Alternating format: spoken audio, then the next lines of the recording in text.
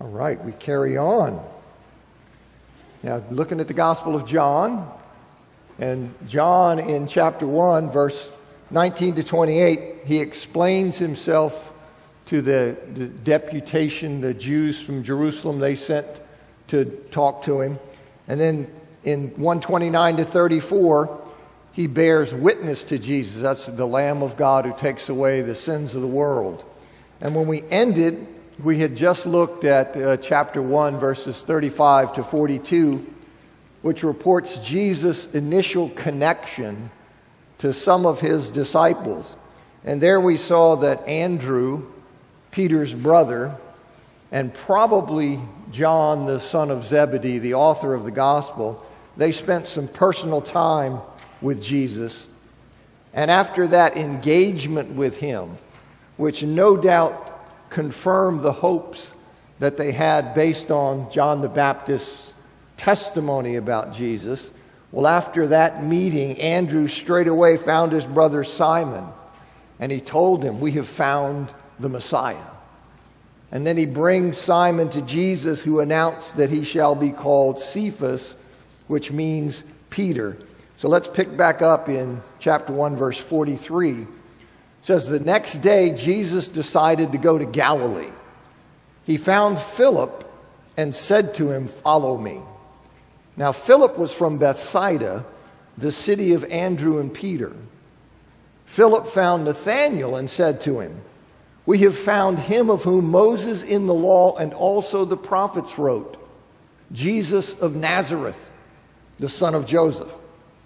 Nathanael said to him, "Can anything good come out of Nazareth?" Philip said to him, "Come and see." Jesus saw Nathanael coming toward him and said of him, "Behold, an Israelite indeed, in whom there is no deceit." Nathanael said to him, "How do you know me?" Jesus answered, "Before Philip called you, when you were under the fig tree, I saw you." Nathanael answered him, "Rabbi, you are the Son of God. You are the King of Israel." Jesus answered him, "Because I said to you, I saw you under the fig tree, do you believe? You will see greater things than these." And he said to him, "Truly, truly, I say to you, you will see heaven opened and the angels of God ascending and descending on the Son of Man." Now, the next day, Jesus decided to go from Judea to Galilee. And he finds Philip, who is from Bethsaida, and that's where Andrew and Peter were from, at least initially. Peter and Andrew, they lived in nearby Capernaum as adults, but initially they're from Bethsaida. And you can see they're living in Capernaum in Mark chapter 1 and in Matthew chapter 8. But he finds Philip, who's from Bethsaida, and he says to him, follow me. And Bethsaida, just to orient you here, so they're down here, and Bethsaida is here just north of the Sea of Galilee, east of the Jordan River, right there. So that's where he's from, and he finds him there. And like the others before him, he says, "Follow me." Philip becomes convinced Jesus is the Messiah. And as Andrew had recruited Peter, Philip finds Nathanael. And he informs him that Jesus of Nazareth is the one Moses and the prophets had written about, meaning that he's the Messiah. And we learn in chapter 21, verse 2, that Nathanael was from Cana in Galilee, which is the very place where Jesus is headed. So he has Philip. Philip goes and finds Nathanael. And when Philip identified the Messiah as Jesus of Nazareth, well, Nathanael, he was skeptical because of the insignificance of Nazareth. He's just thinking, what in the world? Jesus of Nazareth? Can anything good come out of Nazareth? Come on. Place is a podunk bump in the road. D.A. Carson comments and he says, "As Galileans were frequently despised by people from Judea, so it appears that even fellow Galileans despise Nazareth. Nathanael's scathing question probably reflects more than local rivalry between villages. From John's perspective, the fact Jesus was reared in Nazareth not only obscured his origins in Bethlehem for those who did not search very far, but also reflected the self-abasement of the man from heaven. He was known as Jesus of Nazareth, or Jesus the Nazarene, not Jesus the Bethlehemite, with all the royal Davidic overtones that would have provided. Some years later, Christians could be contemptuously dismissed as the Nazarene sect. So he says this is the attitude and the view of Nazareth. And he says, Jesus of Nazareth, and Nathanael wants to know, he says, can anything good come out of Nazareth? And then Philip invites him to come and see Jesus, and then to assess the claim for himself. And as Nathanael's coming toward him, as he's approaching Jesus, Jesus said, behold, an Israelite indeed, in whom there is no deceit. Now, Jesus knows that Nathanael is an honest, sincere person. He's a man who is not duplicitous or underhanded. He's an open-hearted, honest, sincere seeker. He knows that because Jesus has supernatural insight into the nature of people. So as he's approaching, Jesus announces the kind of person that he is. And his supernatural insight into the nature of people is specified in chapter 2, verse 25, where he says, Jesus needed no one to bear witness about man, for he himself knew what was in man. So accordingly, Nathanael's coming to see Jesus. Jesus has pronounced that he's a sincere, honest person. In him there's no deceit. He's not a corrupt individual. He's a sincere individual. So his coming to Jesus, despite that initial skepticism when he says, can anything good come out of Nazareth? This is a genuine seeking. It's not a pretense of seeking. We know that because of Jesus' acknowledgement of the kind of person. So he's coming honestly, and he's approaching. And since Nathanael knows his own integrity and forthrightness, he knows the kind of person he is. Not that he's sinless, of course, but he knows he's a genuine, sincere. In him there is no deceit. He's not that kind of person. So he knows that. So when Jesus says that about him, and he knows that what Jesus says is right, he wants to know, how do you know me? You have no idea who I am. How did you know that about me? That you could make that statement despite the fact you've never met me. And then Jesus further displays his supernatural knowledge by telling Nathanael he saw him under the fig tree before Philip called him. He tells him he saw him there. Now this impresses Nathanael so much because this obviously was something Jesus would have had no natural way of knowing. That's why it blows his mind. He would have had no natural way of knowing that, and given his honesty and his sincerity, given his genuineness, that display from Jesus of supernatural knowledge, that in conjunction with Philip's testimony to him about who Jesus is, that caused Nathanael to confess Jesus as the Messiah, the Son of God, the King of Israel. So it's this combination of Philip telling him that, the nature of his heart not being dark or duplicitous, in whom is no deceit. And then when he sees Jesus with this display of supernatural knowledge, not only in knowing the kind of person he is and describing him accurately, but then also revealing supernatural knowledge that I saw you before you were called.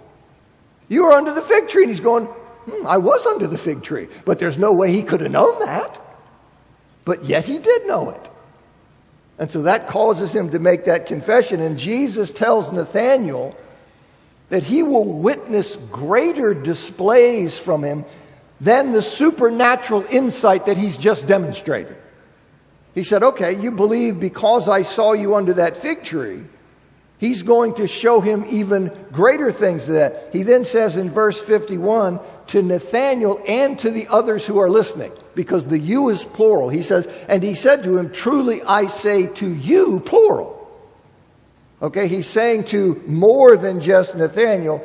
He says, truly, truly I say to you, you will see heaven opened and the angels of God ascending and descending on the Son of Man. Now, this is a reference to the patriarch Jacob's experience in Genesis chapter 28. You remember that on his way to Haran, Jacob's on his way there. Jacob came to Luz, to the town of Luz, which he renamed Bethel, the house of God, where he had a dream of a ladder or a staircase that was reaching to heaven with angels of God ascending and descending. You see in Genesis chapter 28, verses 20 to 22. And the Lord appeared to him in a dream, and he told him that the covenant blessings would be fulfilled through him, and that God would continue with him and would bring him back to the land that he was leaving. And then the next day, Jacob, he anoints a commemorative stone, or a stone to commemorate the event, and he then commits himself to God. Well, so we say, well, what's Jesus saying by referring to this event? And Jesus is saying that Nathanael and the others, he's not just speaking to Nathanael, but that Nathanael and the others, through their association with him, through their relationship with him, that they will see that he is the bridge between heaven and earth. They will see that he is the ultimate vehicle of God's revelation. It will be shown to them. In other words, they will see that he has that function and that significance of being the ultimate revelation. He has that function. It will be shown to them throughout the Gospel of John that Jesus is the revealer of heavenly things. They will witness that throughout John. And as Leon Morris puts it in his commentary, he says, in this passage, the place of the ladder is taken by the Son of Man. Jesus himself is the link between heaven and earth. He is the means by which the realities of heaven are brought down to earth, and Nathanael will see this for himself. The expression then is a figurative way of saying that Jesus will reveal heavenly things, a thought that's developed throughout the gospel, throughout this gospel. Philip's view of Jesus is true but inadequate. Jesus is indeed the fulfiller of prophecy, but he's also the Son of Man, the revealer of God, the means of establishing communication between heaven and earth. And so I think that's what he's talking about when he's speaking to them. Now, it's likely, when you think about Nathanael, it's likely that Nathanael, he is the apostle who is identified in the synoptic gospels as Bartholomew. And I know this is one of these cases. You say, well, wait a minute now. What's up with this? We got a guy who's named Bartholomew, and now you're telling me he's also Nathanael? That seems like you're being tricky. Not at all. You see, here's what Kostenberger says about it. Since the name Nathanael is not mentioned in the synoptics. Okay, so the Matthew, Mark, and Luke do not use the name Nathanael. Okay? He says it is likely that this was the personal name of Bartholomew, Bar Ptolemaeus, son of Ptolemaeus, who's linked with Philip in all three apostolic lists, yet is not mentioned in John's gospel. So Bartholomew's not mentioned in John's gospel. Nathanael's not mentioned in the synoptics. Bartholomew and Philip are associated, and you see Nathanael and Philip are associated. And you say, but why would he have two different names? Because the one is not a name. As he says here, he says, since Bartholomew was a patronymic. It's not like Steve or Harvey or Joe. It's son of Ptolemaeus. It's a way of referring to him. that simply gets attached to him. Bar Ptolemaeus, son of Ptolemaeus. Well, who is the son of Ptolemaeus? Oh, you want his name. His name is Nathaniel. Okay? So I think that's right, and that's not being tricky at all. He says, since Bartholomew was a patronymic, it's very plausible that this man was also known by another name. And I think that's correct. All right? Now, chapter 2, 1 to 12. On the third day, there was a wedding at Cana in Galilee, and the mother of Jesus was there. Jesus also was invited to the wedding with his disciples. When the wine ran out, the mother of Jesus said to him, "They have no wine." And Jesus said to her, "Woman, what does this have to do with me? My hour has not yet come." His mother said to the servants, "Do whatever he tells you." Now there were 6 stone water jars there for the Jewish rites of purification, each holding 20 or 30 gallons. Jesus said to the servants, "Fill the jars with water," and they filled them up to the brim. And he said to them, "Now draw some out and take it to the master of the feast." So they took it. When the master of the feast tasted the water now become wine, and did not know where it came from, though the servants who had drawn the water knew, the master of the feast called the bridegroom and said to him, "Everyone serves the good wine first, and when people have drunk freely, then the poor wine. But you have kept the good wine until now." This, the first of his signs, Jesus did at Cana in Galilee, and manifested his glory, and his disciples believed in him. After this, he went down to Capernaum with his mother and his brothers and his disciples, and they stayed there a few days. So this promise of verse 51, that they were going to see him in the revelation of God, that promise begins to be fulfilled almost immediately. Okay, on the third day. Now, including the day that the promise was uttered, including that as the first day, well, on the third day then means 2 days later. So 2 days after that, his statement that he made, they go up to Cana, and that's when these things happen. And on that day, Jesus and the disciples, presumably the 5 disciples, who are mentioned there in verses 35 to 51, Andrew, Peter, Philip, Nathanael, and the unnamed disciple, probably John. And they attended a wedding in Cana, and his mother was also there. Now, given that Cana is about 8 miles, it's about 8 miles from, so they were down in here, and they go up to Cana here. And it's only about 8 miles from where Jesus grew up, northeast. So they're in Cana, which is not very far from where Jesus grew up. And so it's quite likely, you see, that his family, there were no doubt friends or relatives of the family of the bride and or the groom. So they're up here at this wedding in Cana, and this may not have been the first day of the wedding. Since weddings, they'd last a week. I mean, this was a party. And so they would last, so this may not have been the first day, and it's unlikely that the wine would have run out so early.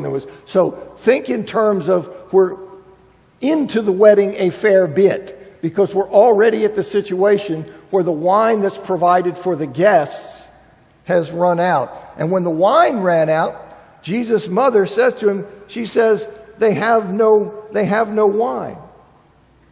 And as Andreas Kostenberger remarks, he says, at a cultural, now you and I might think, although I think I could see some of the ladies getting stressed out if you were throwing this massive bash and something happened that you were culturally required to do and that fell through. I can see a lot of nervousness about that.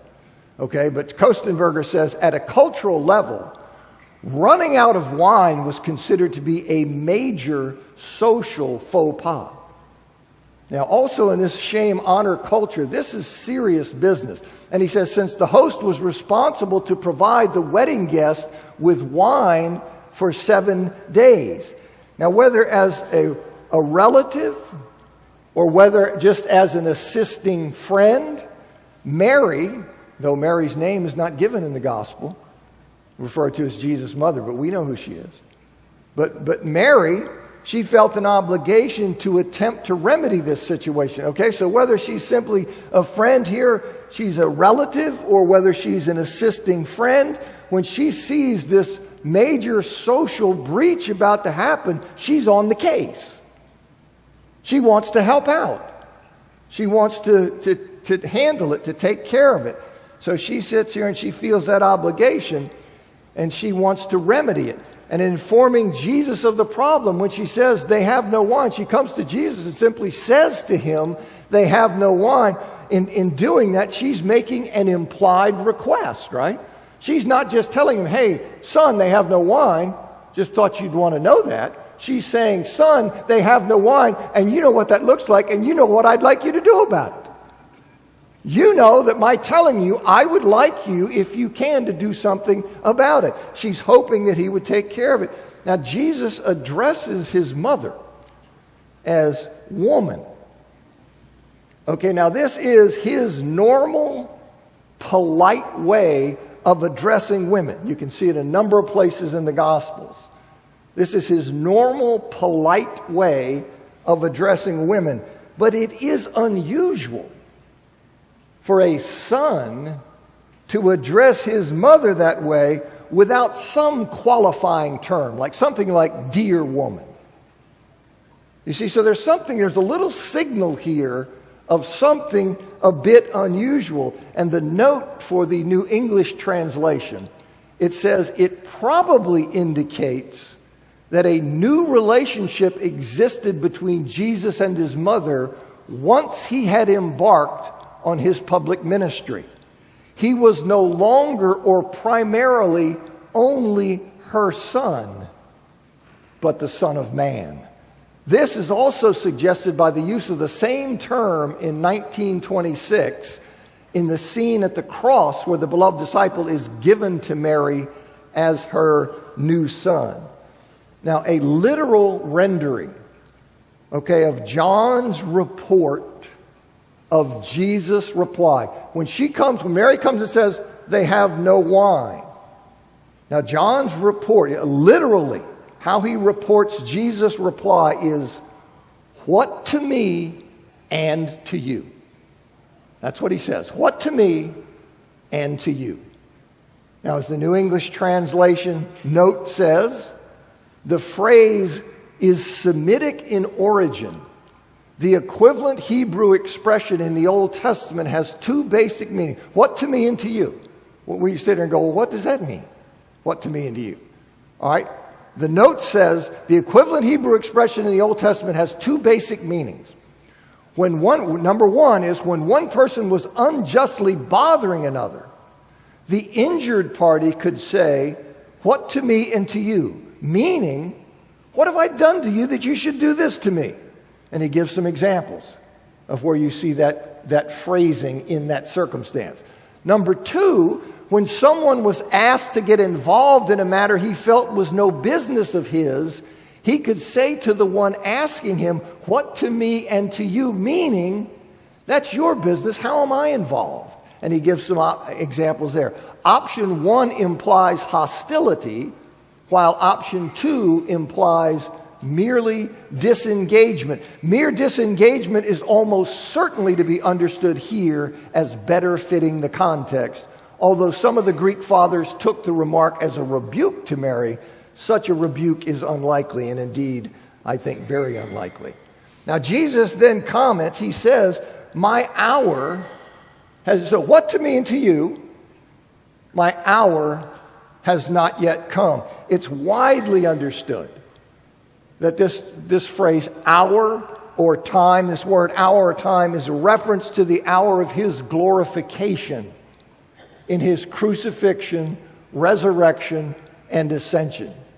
To quote the New English translation note once again, it says, the Greek word translated time, hora, or hour, occurs in John 2:4 and all those texts in John.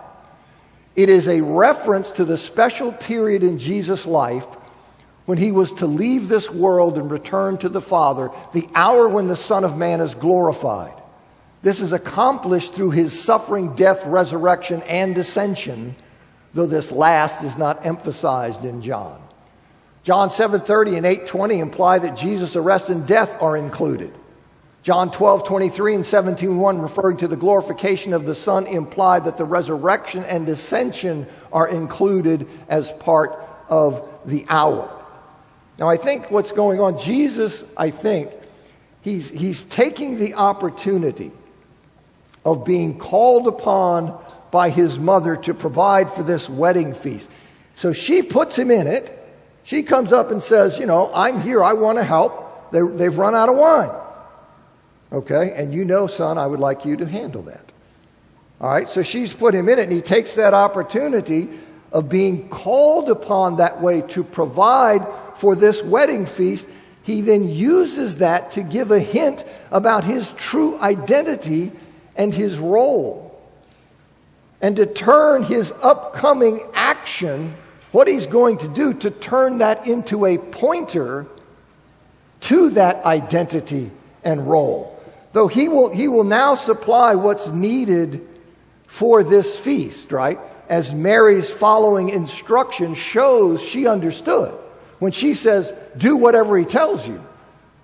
All right, it's clear that he's going to do something to handle the matter. She understands that. But though he was going to supply what's needed for this feast, the time of his providing for the ultimate feast, right? The messianic banquet is the future hour of his glorification. It's the time of his death, resurrection, and ascension. All right, so he sits here and he says, woman, what to me and to you? My hour has not yet come. So in preparing, or in providing what is needed, in preparing the wedding feast and getting it ready, the hour has not yet come. The hour of my death, resurrection, and ascension, when I will provide for the messianic banquet, is still future. You see, now he's going to do what's asked. Here's what Carson says. He says, Jesus remembers that the prophets characterize the messianic age as a time when wine would flow liberally. You see, so he's going to take this request and he's going to turn it into a pointer. What he does in response to that request, he's going to use it then as a pointer to his identity and work and what he's going to be doing.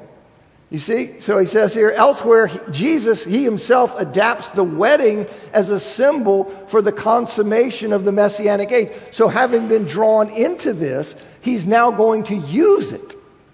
He's going to use it as something that points to his work. And the miracle he does in changing the water into wine, it's thus a revelation of his glory, as it says in verse 11. This miracle he does is a revelation of his glory, both in what it demonstrates about his power. I mean, that's a revelation of his glory, but also in how it points to his coming glory in purchasing the messianic banquet through the cross. You see, through this time of his glorification, my hour. So it's what he's going to do in turning the water into wine is going to be for his glory in both of those senses. Now Mary tells the servants, do whatever Jesus tells you to do. Do whatever. Whatever he tells you, recognizing that Jesus may meet the challenge that she's given him. He may meet that in unexpected ways. I don't know how he's going to do it, but you just do whatever he tells you to do. I do not think she's expecting him to do a miracle. Okay, I don't think she's expecting him to do a miracle. As John chapter 2 verse 11 says that this miracle was the first of his signs. So I'm not thinking that she's thinking he's going to do a miracle, but she's thinking he's resourceful. You do whatever he tells you, however he's going to go about trying to fix this mess. You do whatever he tells you. She's relying on the resourcefulness of her oldest son to take care of business, to handle the matter, you see, as she had learned to do in the years since her husband Joseph had died. She had apparently long learned to trust in her oldest son and say, hey, so she comes to him at this time, they're out of wine, do you do whatever he tells you to do? understanding that he's going to fix it, even though his question to her is, what to you and to me? My hour's not yet come. So he then takes the request and turns it into an opportunity, you see, to point to his nature and his work. And that's what he's doing here. Now, at the site, there are these 6 stone jars, each with a, fish tanks, right? A 10-gallon tank, a 20-gallon tank. I mean, these stone jars are big, right? Each of them's 20 or 30 gallons. They held that much water, and they were used for ritual purification. Okay, so if you've been ritually contaminated, you would come and use this water on your hands or maybe on the utensils to ritually cleanse them.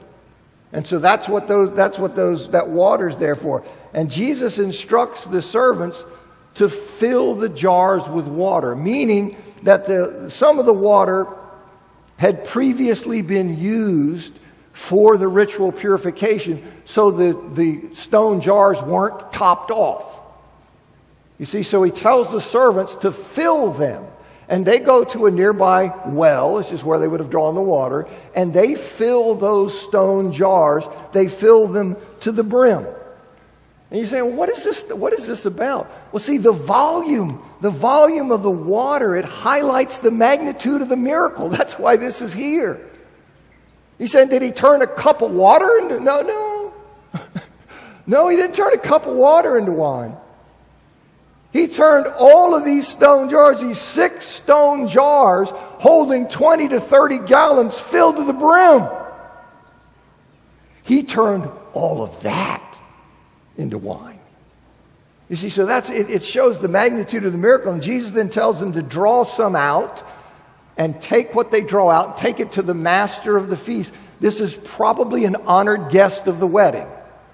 An honored guest of the wedding who had been selected to preside over the festivities, which role included the regulation and the distribution of wine. That's why he says, take it to that person. So they take it to the master of the feast, and when the master of the feast tasted the water that at some point had become wine, he tastes this water that had become wine. He was unaware of its origin, and the significance of that is that he's unbiased in its judgment. He doesn't know where it came from. He got no idea. All he knows is somebody's bringing me some vino. Okay? That's all he knows about it. He's unbiased. And the servants, on the other hand, they knew. The servants knew that what they brought to him had been water only moments before, because they had brought the water. So they knew it had been water only moments before. Not only did the Lord turn the water into wine, but what kind of wine did he turn it into? Did he turn it into something somebody go, you might call this wine, but it's hard? No. What would you expect of the Lord? Yes, this massive amount. But he also turns it into high quality wine. So much so that the master of the feast is surprised. He's surprised at how good this wine is. He registers that surprise, in fact, with the bridegroom, with the family that's putting on the feast. And he remarks that, look, everybody on these kinds of occasions, the way it works is they lead with the good wine. They lead with the good wine before people have been drinking for a good long while and their palates have been dulled, so they can't appreciate the good wine. So they bring the good wine first, and then when everybody's been drinking, then they bring out the crummy stuff. Because their palates are not as discriminating. He says, but that's not what you've done. Here we're deep into the wedding, so much so that the wine is run out, and you're now bringing out the good stuff. Or what's this about? It's about the fact, the magnitude of the miracle and the quality of the wine. It shows who Jesus is and what he's doing. Now, the reason Jesus provided such a great quantity of wine for people he did this miracle where he provided such a great quantity of wine, it wasn't so that people could drink without restraint. All right, people sometimes, that's not it at all. And then they wind up saying, well, then it's not really wine. He didn't provide it that quantity, so people could drink without restraint. He may have intended, in fact, the excess as a wedding present. It would have been valuable. So he may have intended that as a wedding present to the newlyweds, but he almost certainly intended, as I say, to magnify the miracle he performed by providing wine in such abundance, and also through abundant, free-flowing wine to point to himself as the kingdom bringer. So I see a lot of things at work here. It's not so they can drink without restraint. It's maybe they get to keep it as a wedding gift, but in any event, for him giving such a volume says something about the magnitude of the miracle. The quality says that, and also the volume points to these references to the kingdom where you have such wine flowing. So the fact he provides this abundance is pointing. So you see, who do you think I am? Do you get the clue? Here's what Colin Crews says. He says, in the Old Testament, abundant wine and oil or milk are signs of the age of fulfillment, citing Jeremiah 3, Joel 3, Amos 9. Jesus' conversion of such a large quantity of water into wine would indicate the long-awaited kingdom of God had arrived. Now, it wouldn't be explicit. You could miss it, certainly. But I think that's the right track. That's what's going on. So Jesus takes this opportunity of getting involved in this wedding at the request of his mother to turn it into this. And he says, God himself had drawn near in the person and ministry of Jesus, and the fulfillment of the promise of abundant blessings was beginning to be fulfilled. I think this is a pointer.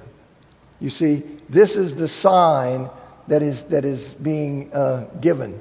The fact here that he has done such an amazing thing and has done it in such quantity. Now, John identifies this as the first of Jesus' signs, and he says that in it, Jesus manifested his glory. And as I said, it does so both in the fact it demonstrates his power to take all of those gallons of water and just turn them into high-quality wine. That doesn't just happen.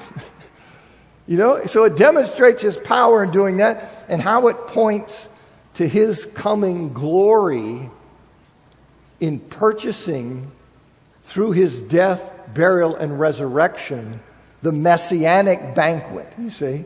So it points to all of those things. And the remark that his disciples believed in him means that their conviction in his identity, it was intensified. As Robert Mounce says in his commentary, he says, the faith that John speaks of in the present context is an ever-deepening trust on the part of the disciples rather than their initial step of faith in following Jesus. I mean, they believed in him, they're up here. They confessed him, but all of these things are drawing them deeper and deeper into their conviction of who Jesus is. And then Grant Osborne, in the last verse of this section, Osborne, verse 12, comments, he says, finally, in a brief side note, chapter 2, verse 12, John tells us that Jesus went down from Cana in the hill country of Galilee to Capernaum, about 16 miles away, with his disciples, his brothers, mentioned again in 7:1-5. Mark 6:3 names them as James, Joseph, Judas, and Simon, and his mother. This may have been a transition to his move to Capernaum around this time. For we know from the synoptics that near the start of his ministry, Jesus made Capernaum the headquarters. Matthew 9:1, his hometown. It refers to Capernaum as his hometown. He says, for his Galilean ministry. That was a natural move, for Capernaum was a central fishing village on the lake with a major north-south thoroughfare passing through it. So they had this wedding. They had the wedding here in Cana, and then he goes over. See, Bethsaida's over here. Here's Capernaum, right here on the north side of the Sea of Galilee, and that's about 16 miles, and they go there, and that may represent the transition to making Capernaum the home base. Now, I heard that bell, so we're just going to go till till the bell tells me to shut up. 2:13 to 25. The Passover of the Jews was at hand, and Jesus went up to Jerusalem. In the temple he found those who were selling oxen and sheep and pigeons, and the money changers sitting there. And making a whip of cords, he drove them all out of the temple with the sheep and oxen. And he poured out the coins of the money changers and overturned their tables. And he told those who sold pigeons, "Take these things away. Do not make my Father's house a house of trade." His disciples remembered that it was written, "Zeal for your house will consume me."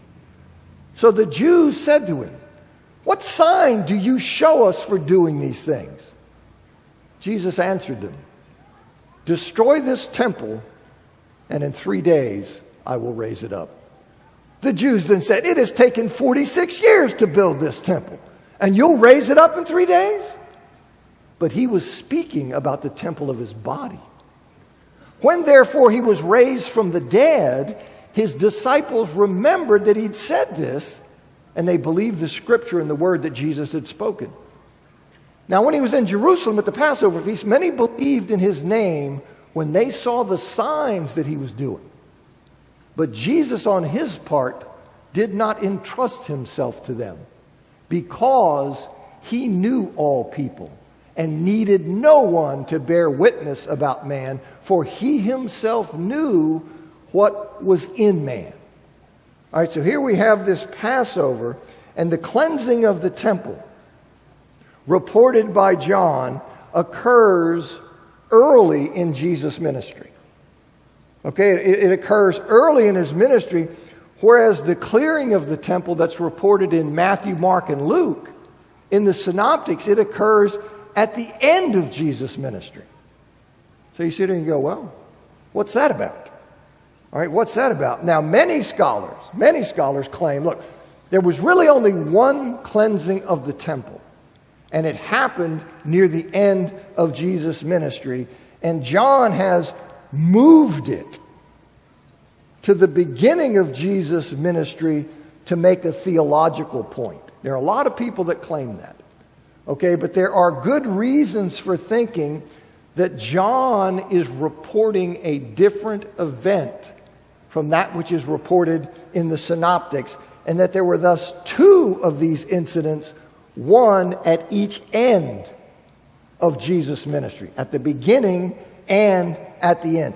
This was the view of most commentators throughout history, that you had two cleansings, two clearings at the beginning of his ministry and at the end of his ministry. And this is among modern, so that it was the dominant view of commentators throughout history. It's lost favor recently, but there are still many modern scholars who understand and who champion the two view. Let me just get this out. And those include Carson, Morris, Kostenberger, Mounce, Osborne, and Klink. Just of those I looked at. Okay? So there are many modern commentators, highbrow scholars, who understand this is true. And let me end with this. Here's what Carson says about it. He says, in short, it is not possible to resolve with certainty whether only one cleansing of the temple took place or two, but the arguments for one are weak and subjective, while the most natural reading of the text favors two, beginning of the ministry and the end. That's what I think is going on, because I think there are a lot of problems in saying that he moved this for theological reasons that I won't go into. But I think it's right to look at it as two, and if I'm alive next week, we'll carry on. Thanks.